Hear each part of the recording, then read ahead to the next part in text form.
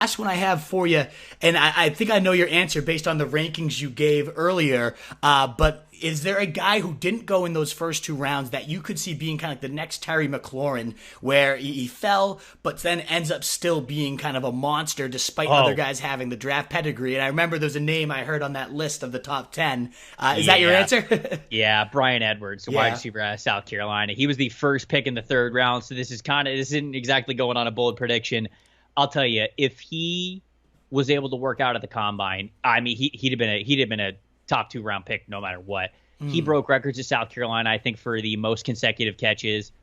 I mean, he was a stud under crap quarterback play, man, and he is a true outside receiver that gives you plus abilities everywhere. Like, he is a guy who can handle press coverage. He's 6'3", 225 pounds. He's got way more athleticism than you would think, and he would have shown that off at the combine. And if Bryan Edwards could have worked out at the combine, I think he suffered a foot injury. That's why he couldn't do anything. He couldn't do that or couldn't work out at a pro day. Well, COVID-19 ruined all pro days anyway. Yeah. So I think that if he was able to work out at the combine, he would be way more on people's radar as like a, hey, I really like this guy. Watch out for this guy. Basically, this exact question of these sleepers, everyone's answer would be Bryan Edwards if he could have worked out of the combine, because I think that he brings so much more athleticism than people expect for his size. He's a guy who can play as a true X. He can play off the line of scrimmage as well. He's a slot mismatch. He's kind of like that big slot mismatch kind of player.